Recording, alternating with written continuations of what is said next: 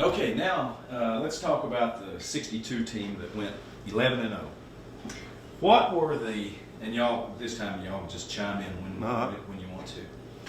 What were the expectations going into that 62 season? Well, I've thought about this, but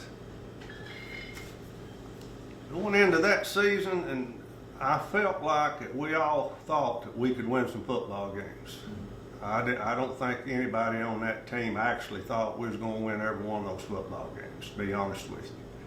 But with the scrimmages that you and Raymond and I were talking about a while ago, that we were put through, and with the outcome of most of those scrimmages that we had during that, even during the whole 2-year period, that prepared us for the toughness and the dedication it was going to take if we did want to win these football games, And I think that's what we did. I never did hear Coach Ratledge come in there and say, "Hey guys, we ought to win 9 games," or "Hey, we ought to win them all." I never heard him ever come in there and say anything like that. But he did say many, many times, "You all are prepared. Okay. You are prepared. Now do what you prepped on." I've heard him say that many times. But asking about the expectation, I couldn't really say, if anybody thought we was going to win all them games like that.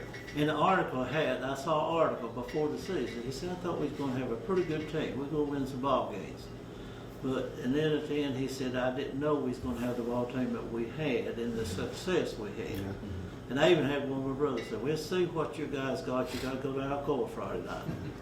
Well, we really put it on Alcoa and beat Maryville. And that's when Maryville landed up, same size school, and beat Everett, that's the biggest school in Blount County. And they said these boys must have a pretty good football team. Yeah. And it just kept on.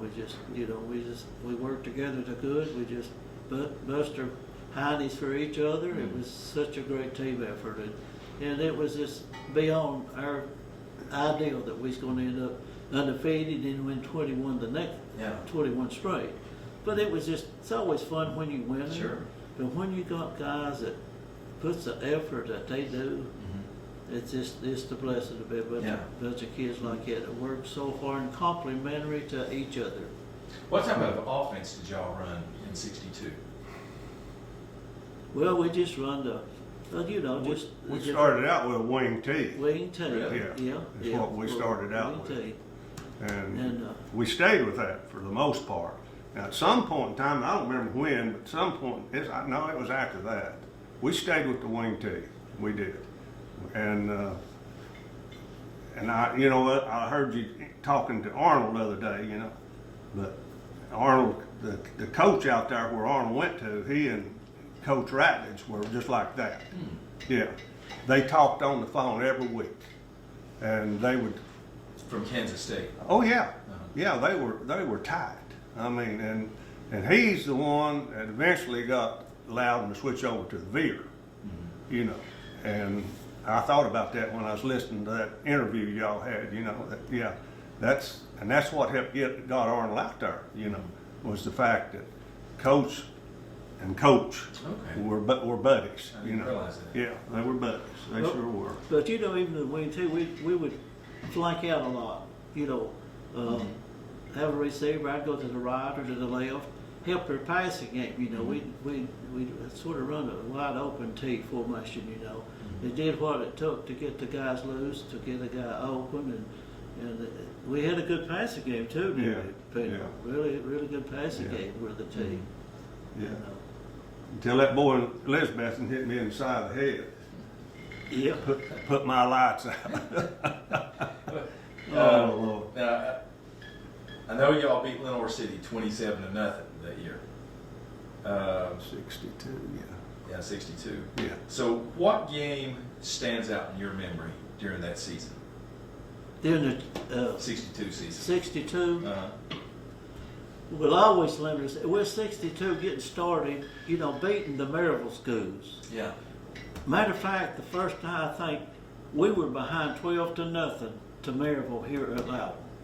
and then we come back and beat them up something like 20-12. Yeah, it's close, yeah. And that's when we realized what we could do. Yeah.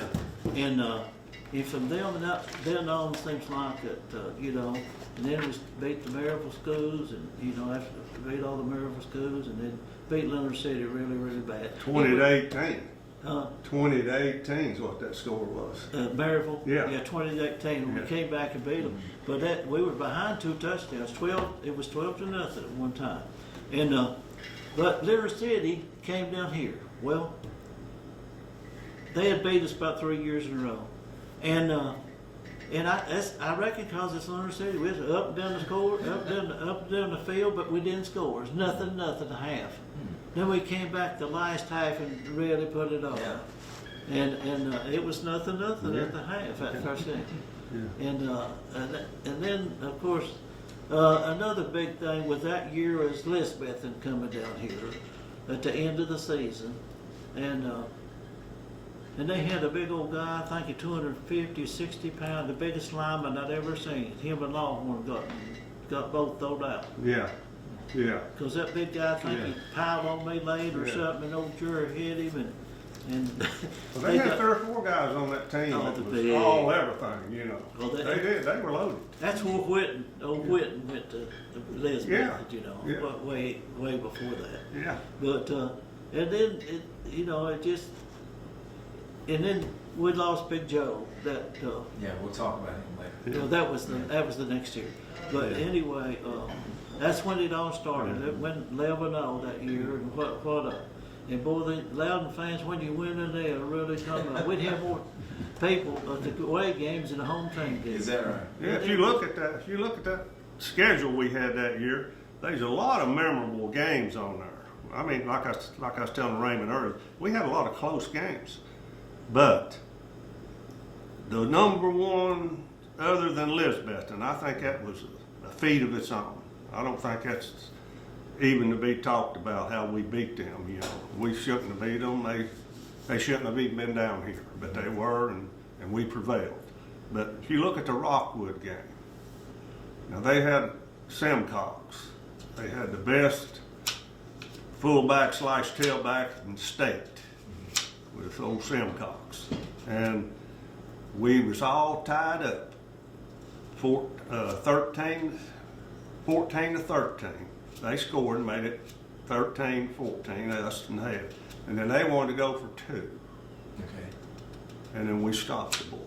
They give it to their best, and had Bill Lane on this side, had Jerry Trout right here playing tackle, Dieter out here playing rover back, as we called him back in, and then we had me right here playing inside linebacker. And he came right off our tackle, trying to get that extra point. And we was all in there, got him stopped. And that's the most memorable That was fun. for that time. What type of defense did y'all run then? We ran a 5-4. Okay. Yeah. Well, that's the game too. That's the With a year, rover. well, that's the year Big Joe got killed. Yeah, that was right before that They game. say we shouldn't have never played that game. We practiced twice that week, and I Was it think they before or were after the Alcoa It game? was right before. Before right the before. Alcoa game. Right before. And you know we didn't know playoffs then and the state championships, so there's no reason we couldn't have moved that to the end of the season. Yeah. But we only practiced 2 days that week with the funeral and the tragedy of losing Big Joe, and so we came up and I think we would beat them 14 to 13. 14-13. And we liked the lost the game. We should never played the game, Yeah. but we still prevailed and won the Yeah, ball game. yeah. And Yeah. that was a Did you- tough game. Tough So game. that was in for that us. 62 season. Yeah. That's 62 62. It season. seems Yeah. like after that we Yeah. just had we was just motivated to win and get the job done. Yeah. Yeah. And Now, was there were y'all in the Chill Highway Conference at that Uh-huh. time? Yeah. So with 11-0 record, I'm Yeah. safe to say y'all won the championship. yeah. But I noticed on those records, there was 11 games. So there was no playoffs at that time. So was that 11th game, was that a bowl game that y'all played in? No. The regular Regular season. So season. y'all had 11 regular seasons. See, that particular year, Okay. that even 2 years in a row, really, that they tried to get us to come to Knoxville Yeah. to play in the Optimus Bowl. and play against Knox Central. Mm-hmm. And we never would go. We always wanted to finish our season with what we had on schedule. Okay. And that's what we did. Now, we couldn't play that 11th game and then go. They wouldn't let us do that. Okay. So Gotcha. we had to either give it up and play, or play it and forget about the bowl game. Yeah. So going into the 63 season, y'all, I'm sure, had even higher expectations coming off an undefeated 62 season. Of course, you won 10 straight before you lost to Kingston. Now, I'm going to assume that game probably was played at Kingston. You would assume right. It's supposed to be a Friday night. It rained. And I started saying raining, cold, and that Kingston. So, what do you remember, Raymond, about that Kingston game? Well, I hate to say this, but you know, it's the worst officiating game I had ever played in. Yeah. And the year before, I lucked out, fortunate, fourth quarter, had an 81-yard touchdown against them. Well, the next year they hit me where I had the ball up. Didn't matter. Guy hit me, I paid him on the back. Good look, buddy. And you know, they'd hit me where I had the ball on, pile on. I said, Ref, can't you see that that's a late hit? He said, if you can't take it, get out. Mm-hmm. And we drove down there, and they made sure we didn't score first. Well, one pass play, I stayed in the block, catch the linebacker or the cornerback blitz. And so they completed a pass 20 yards to Bob Schubert. And that ref, he didn't throw a flag until he saw it completed. He threw a flag, pointed at me, hold it.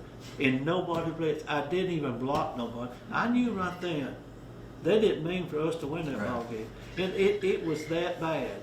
And that was one of I said I would never want to win a game at Loudon with that kind of officiating. Sure. And they always had a reputation of that in Kingston. And it was a sad time. But you know, the only game we lost in 2 years in our last senior year season. Yeah, that's we went to. I don't remember which one it was. One of the reunions we went to. I don't know if it was the 50th one, or I don't remember which one it was. But in the questionnaire they sent out, they asked if you played sports, then what was the most memorable game? And I thought on that a long time, and I thought, well, it's the Kingston game. You know, I mean, we had all kinds of victories and everything, all of them memorable and things like that.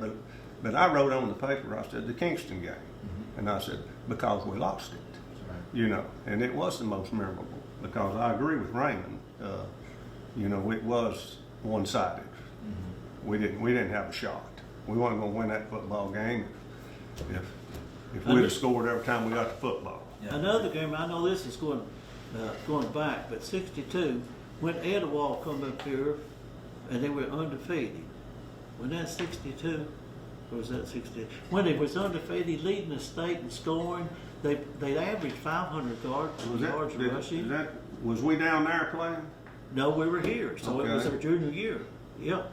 I mean, Etowah? Etowah. Yeah. And we beat them 42-20 or something, 21. And that was one of the best games we'd ever had. It was unbelievable. And well, that was. That's when had King and Wilson and Pickens down there. That was a 62. The 62, and that was a very memorable game. Yeah. And that was one of the best completed games we ever. Well, they kicked off to us, and we almost ran it back. Well, they threw a pass, and Butch threw me a pass and was leading. Okay, we kicked off to them 2 plays, and they fumbled. We got the ball. And Butch said, let's try that again. And we hit the pass again, and we was leading 14-0 with something like 2 minutes gone in the game. And we had little Pat Harper. He hit old Darrell King, the Hoss running back. Hit him low. If he hit him high, he'd run over it. Hit him low and messed his ankles up, and he hopped and was unaffected the rest of the game. But that was a memorable game. It was homecoming. And they was just crushing everybody they played. And that was that was a big turnaround for us also. And they were loaded.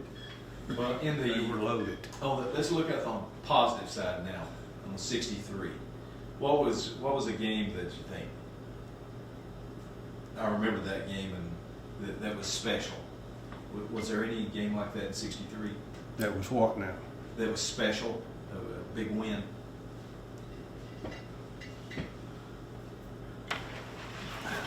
We're back You down to know, it has to be Elizabethton. Okay. uh-huh. It has to be. Simply because they were rated so much higher than us when they came down here. And the fact that they were like, we was like a 2A school and they was like a 6A school, you know. And they come loaded. They didn't come down here to lose that football game now, I can tell you that. They sure didn't. And I'm sure they didn't come down here thinking they was going to find a buzzsaw when they got here either. Did Loudon go up there in 64? No. No, it's just a one-time deal. We just had the one shot with them, Yeah. all we had with them. Right. So And, they never came back no more. yeah. But another is Etowah had to go back down there in the next year. The team that we had a great, Yeah. we had to go back down there, and they had a lot of those guys back. Yeah, and that's we only beat them Oh, 13 to nothing that Yeah. year. Okay. Yeah, it's 13 Yeah. to nothing. And I never forget, we went down there and their coach had them do it special. When we come in on the bus, they had them all sitting there, standing there like that, looking mean. I never forget that. Well, it was a tough game. It came up there to the fourth quarter. We ran this play over and over, 28 sweep, power sweep, pitch me going right. And we really killed them on it at Loudon the year before. We got a lot of yards on it. And so we ran that, set it up, run it, and they were leading, I think, they were leading 13 to 7. And coach put it in, we worked all week on it. He said, man, we're going to run 20 power sweep, and I didn't get no yardage hardly any. They knocked me against the fence, but we just kept, at the fourth quarter, everything was the same. And I went 28 sweep right, and he said cut 90 degrees right back over, and every one of them over pursued. And I went right down the middle of the field, 50 yards, and we won 14 to 13. Wow. That was how smart Coach Travis was. He could put a play in to win a ball game. Yeah. And that won the ball game at Kingston that next year. We won 14 to 13. Wasn't that the score, Peno? 19 to Or was the it? Kingston game, No, it's an Etowah game. 13 nothing. 13 nothing in 63. 62. No, it was 63 is when we won by a touchdown. 63. 63 is 13 to nothing. And then 62 was where it was 41 to 20. 21, yeah. Well, anyway, it was the fourth quarter, and that extra touchdown, it sealed the game, you know. Yeah. But he put that play in, and it helped win the ball game. Yeah. But he set it up all. I took a beating because the year before I had a bunch of touchdowns against them. And No, that's the toughest backfield we played all through our whole career. Was that Etowah backfield. They had an excellent quarterback and had those, what's that old big boy's name? Pickens, Wilson, and King. I don't know if King. I remember those King. guys' names. Wilson was a short, stocky built boy that absolutely would just get up in your face. And King was a tall, lanky boy and run with high knees. And that quarterback, what was his, you remember his name? Was it Pickens. Pickens? I mean, he was good. He was excellent. And they came at us 2 years with that, you know. And we beat them both years. Yeah, we ended up beating They them. was just crushing everybody. That 63, and it was tough, but we won. Now looking back in time, we've had a few years to look back from the 62 and 63. If somebody asked you which was the better team, what would you all say? 62 or 63? I'd say 62.